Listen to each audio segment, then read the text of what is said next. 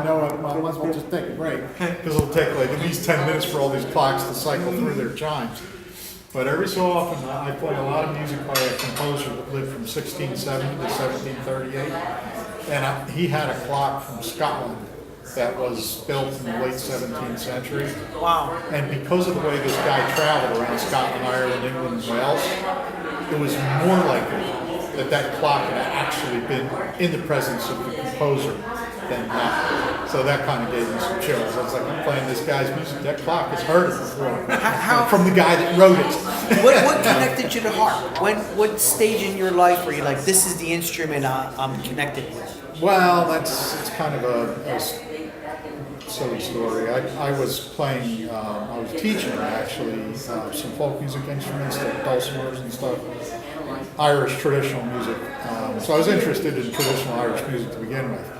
But I was working out at a studio in Lafayette Hills. Actually, these were folks that were instrumental in starting the Philadelphia Folk Song Society. I don't know if you're local folks. Do you know it? But they have a big folk festival every year towards the end of August. But if you live in this area, it gets advertised all over the place. Most people, when you say Philadelphia Folk Song Society, they know what you're talking about. But they were, Charlotte and George Britton were folks that started that. So they had a folk music studio out there. And I was teaching for them, and Charlotte would call me every so often to see if I would teach somebody Irish harp lessons. I'm like, Charlotte, I don't play the thing, so how can I teach it? So that would be that for that. But she'd call me again in a couple of months, somebody else would me. I said, Charlotte, I told you. Anyway, one time she calls me up and says, I know you don't play the harp. I knew she remembered, but that was a game she always played. I know you don't teach the harp, but I have a lady here, and she described this woman as being like, somehow or another, I got the impression this was like an elderly lady that just wanted to play a little bit for her Sunday school students to show them what they would play. All right, well, you know what? I can probably figure out how to play, like, you skip every other string you have a chord. I knew that much about it, so she lent me a harp from the studio and gave me a head start, and I got started learning how to play the harp that way. And then this woman that she described to me as being a dottery little old lady, when I finally met her, it turned out she was in her 20s. She was going for a master's in medieval history. She really wanted to learn to play the harp. Yeah. So I told her, I said, look, here's the deal. This is what Charlotte told me, and here's where I'm at with the harp.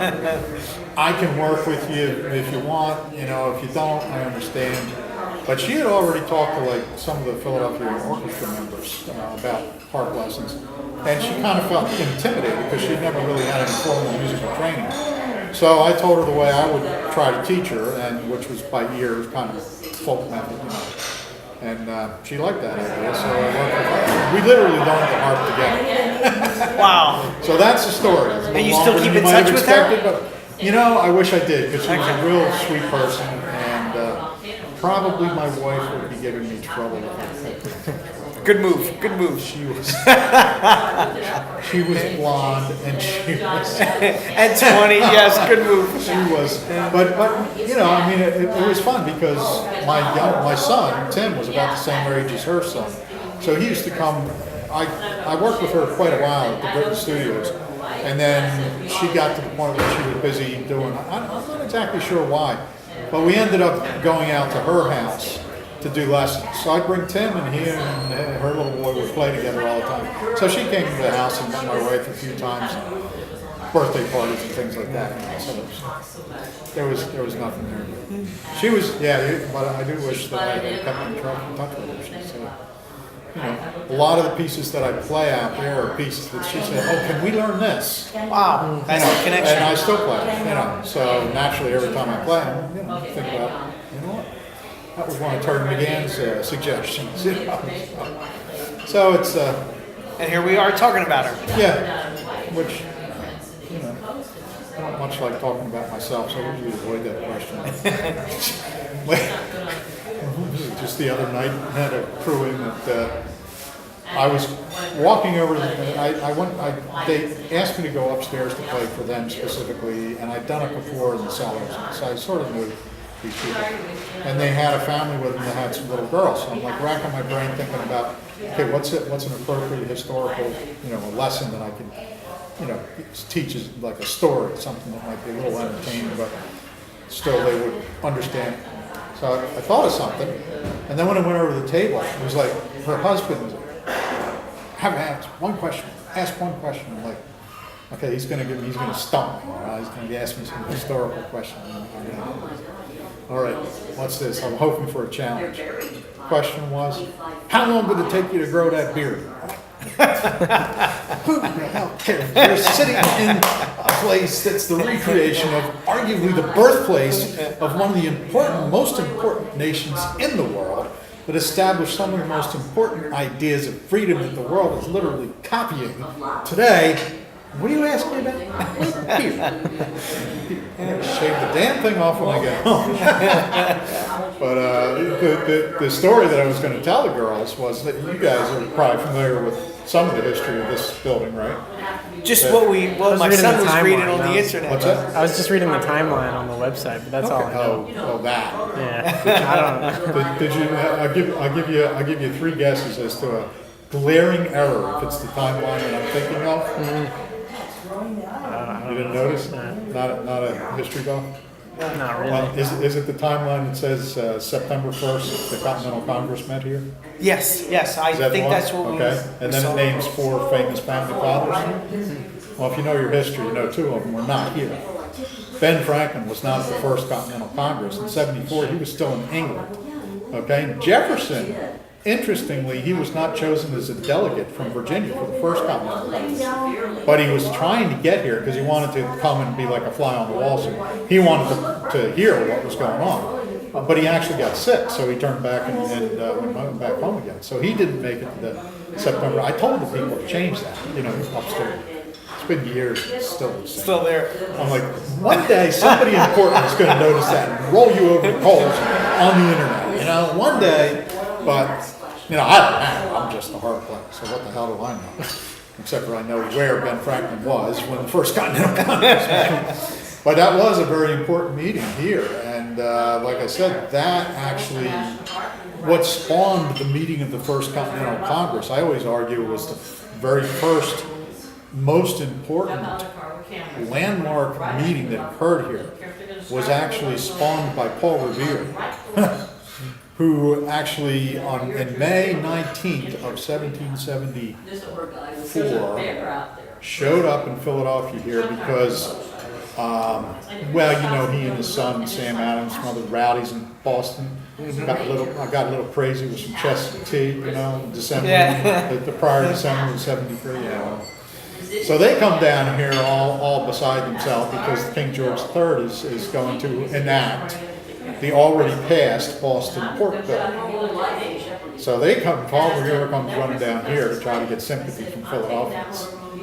All right, so he met with 4 gentlemen at the London Coffee House, which is 2 blocks up here, which is a mistake that they have in the history that they have on the counter out there. They say that they met here. Not meet here first, they met at the London Coffee House. Every account that I've read. And at the time it was a coffee house? The London Coffee House, I'm not talking about this place at all. Okay. That's a couple of blocks up the street. There's a historical marker. It's a market in front. The building's no longer there, but it was literally the building that the men that built this place wanted to replace. So they wanted something bigger, something grander, something that would be more impressive to like Europeans. This was to be built as a place of business where you could come and invite your business guests, and they would be impressed, So this was larger, it was grander. The London Coffee House was smaller, but the thing is, Paul Revere knew about the London Coffee House. This place had opened in December '73 when Paul Revere and his son were dumping tea in the drink. Okay, so this place has only been open for 5 months. Paul Revere very likely didn't actually know that this place existed, but he did know to go to the London Coffee House because that's where he could probably find men that he wanted to talk to, which he did. He found particularly 4 gentlemen. John Dickinson, you may have heard of John Dickinson? No? I did. John Dickinson was the man that wrote the letters from a farmer in Pennsylvania. and became known as the farmer. He was actually more famous than Ben Franklin at the time because of these letters that he printed up and down the colonies, basically explaining to the colonists how badly Britain was treating us. We were not being treated like we should be, like British citizens. We were more and more treated like some kind of second-class citizen that, you know, like I said, that the British just wanted to funnel money and goods off of. You know, they were trying to pigeonhole us into a state of existence which would arguably be almost slavery. At least that's the way the colonists, that's people like John Dickens who were talking. Anyway, so John Dickens is one of the guys that Paul Revere met with. Joseph Reed, who became one of Washington's important generals. Thomas Mifflin, who eventually would be governor of Pennsylvania, as well as another officer. He was also the presiding member of the Continental Congress for a while, Thomas Mifflin, and then another man called Charles Thompson, who had already been involved in this whole tea thing, because when the tea ship showed up, people sometimes don't realize, but the Boston Tea Party, it wasn't just the ships that they sailed to Boston. There were 3 of them, Dartmouth among them. There were 9 ships that the East India Company sent over here with tea on them. All right, 3 of them went to Boston. The other 6 were scattered up and down the colonies. One of them showed up here by the name of Apollo. Charles Thompson, who would eventually become the secretary of the Continental Congress at the time, was also a member of the Pennsylvania Assembly. He got awarded the job of going down to Chester and fetching Captain Ayres off of the Polly and bringing him up here to the State House. We call it Independence Hall now. Talked a little bit of sense into the man, said, look, if you turn that ship around, you might be able to get out of Philadelphia with your hide. Otherwise, you can't guarantee me that you're going to turn that ship around and sail it right back to England without unloading anything. 8,000 angry colonists had gathered around this area in Philadelphia and they had broadsides all about getting a new suit of clothes made for Captain Ayres. Yeah. Would have happened to be goose feathers affixed to his person with pitch. And they were pretty serious about what they were going to do to Captain Ayres. So Captain Ayres decided he would forego the homespun goose feather coat and sail the Polly back to England. It's the only ship that made it back to England with its cargo intact. Yeah, out of 9 ships, 1 went back, the other 8, you know what happened in Boston. Yeah. In Maryland, Charles Carroll of Carrollton, the signer of the Declaration of Independence, made famous by the movie National Treasure, remember? Yeah. He was the guy that had to talk to the captain of the tea ship that came into Baltimore Harbor. And he told him, you either burn it in the bay or you get tarred and feathered. So that ship got burned. Further south, I think South Carolina was probably the most devious because they did this legal thing where they let the ship come up far enough up the river and it crossed some kind of a line. So naturally they had to confiscate the cargo because of customs regulations. Of course. And naturally the tea just, kind of rotted in the warehouse. But that was perfect. It was legal. It was almost like British law. It was like they had to do it. Too bad. So that ship never made it back to England with its cargo. Well, it made it back to England, but it, not such a bad fate as the ship that went to Baltimore. But anyway, so that's the whole 9 yards of the East India Tea Company's mischief with the tea. But so Paul Revere shows up here in May complaining about the Boston Court Bill, and he talks to those 4 gentlemen that were already very much involved with the whole tea debacle, particularly Charles Thompson. Anyway, they decide that the London Coffee House was not the place to have the kind of a meeting that they needed. So May the 20th, the next day, they organized a meeting here, and it was attended by no less than 300 of everybody from Pennsylvania Assembly members, doctors, lawyers, merchants. The important people of Philadelphia were upstairs in the long room, and they had a meeting. The result of that meeting was they established a committee of 17 gentlemen who then voted on establishing the Continental Congress. So that vote actually was inspired here at that meeting, May the 20th, 1774.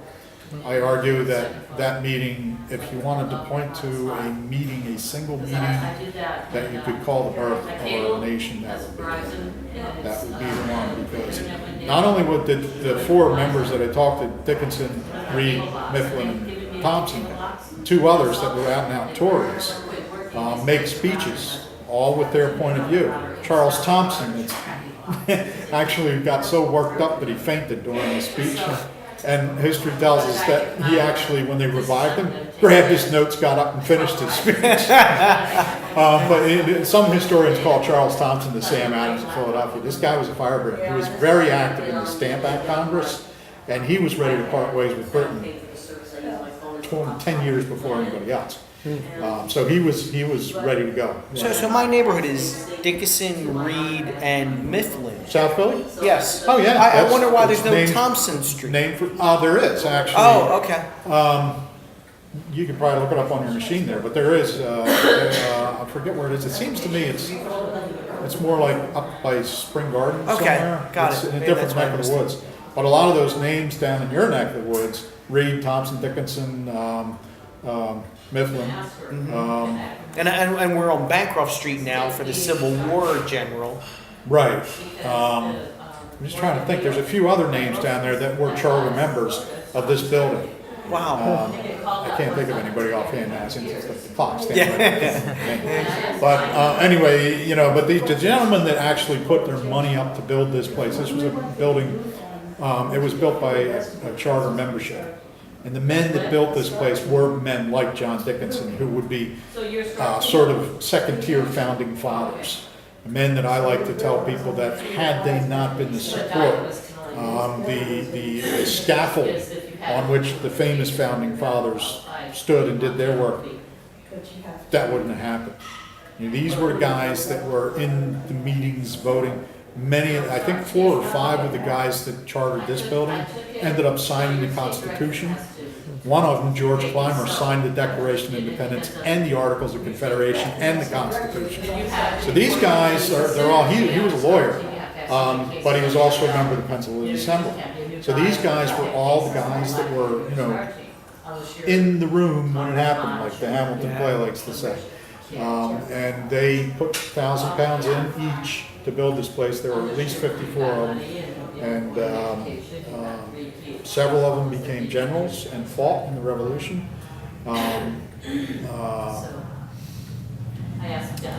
Across the street there, this building, of course, is a recreation. You can't see it because Walter Stave is standing there with his taste of history. But if you get up and stand and look out that window, the building, you'll see the brick structure. That's the original. That is brick structure that stood when our founding fathers came here to do their work. The man that built it, a man by the name of Bond, Thomas Bond, his brother Phineas Bond was one of the charter members of this building. Phineas Bond is interesting because he was a Tory. He did not want to part ways with the King of England. He wanted to be treated properly like everybody else, but he didn't want to separate. So he was a Tory. But the thing is that after the war, the members of this body of men that built this place managed to look at each other, forget their differences, they came together. After the war was settled, and they needed things like, government positions, they got Phineas Bond to be the emissary for England. Perfect. He wasn't mad at him in the first place, so he was a good guy for them to talk to him. And so Phineas Bond did, a lot of your Tories ended up in Canada or back to England or wherever, because they were not treated very well. But Phineas Bond is an interesting story because of this body of gentlemen that were able to actually patch up the differences, and after the war was over, they looked at things and said, "Hey, Phineas, perfect for an emissary of England. How about it?" And he did. Use his strengths. What's that? Use his strengths. Use his strengths. Yeah. Exactly right. He was a lawyer. I always joke that Thomas Bond and Phineas had their offices in that building right there, and Thomas Bond was a doctor. So if you screwed something up, he just tell you to go to the brother. Well, sue me. There's also the corn. You got the joke. There's also the Corn Stock Bank, or the Corn Exchange Bank, close by. That is, I think, the building back here. Isn't it the big fancy one? Yeah, that actually opened the year that they tore this down. Okay. 1854, and it became. Now this building was used for those purposes. When in 73, I would say up until the turn of the 19th century, during the Washington presidency, this building was starting to lose its business because so many other buildings were being built in Philadelphia to take things over. In 1787, you have the hotel It still runs as a hotel now. The Morris over on 8th Street, that was built during the Constitutional Convention. So while our founding fathers, George Washington had a subscription table here. So while our founding fathers were talking about the Constitution, here, they're building the Morris Hotel over there. Which is going to take away a large portion of building of, people that want to stay in a hotel. They're going to go there after it's finished up. So that took that kind of business away from this humble establishment. Alexander Renigal, one of the musicians that used to organize concerts here, he was involved in building the Chestnut Street Theater, which unfortunately burned down. That thing seated 3,000 people. So why are you going to have a concert here? You got a concert hall that can seat 3,000. So this was basically, other buildings were being built, so the business was going elsewhere. In fact, when Washington, when they were getting ready to do like I guess you could say retirement dinner for Washington when he was leaving the presidency, they couldn't do it here because they knew there'd be way too many people that would want to attend something like that. So they used a thing. I'd never quite understood what this was. It was called the Circus, but it was up there near his, the home that he had on Market Street. Apparently it was either a big tented thing or something. I'm not really sure. I never had a good description of it anyway. But it was called the Circus. So I don't know. Anyway, that's where they were going to have this big retirement dinner. And by the way, there was a smaller retirement dinner that was just held in the White House, the Morris House that Washington was using, which only had about, I think, maybe 15 people in attendance. This other thing had thousands of people in attendance. But they still came to the city tavern to find a guy to cater. Samuel Richardet was the proprietor here. And, he got the job of organizing all the dinner over there. So, although the building wasn't big enough, the talent was still here. So, but anyway, I guess I should go. It's It's a pleasure speaking with you. Nice to talk to you folks too. Bye. You're welcome. You're welcome. Look around that South Philly there. Maybe if I play it, I think more names on it. Okay. I'm just trying to. I know you got Reed, Mifflin, Dickinson, for sure. I know there's a few more down there, but anyway. All right, I gotta go play. Thank you. Nice guy. Yeah. That was very interesting.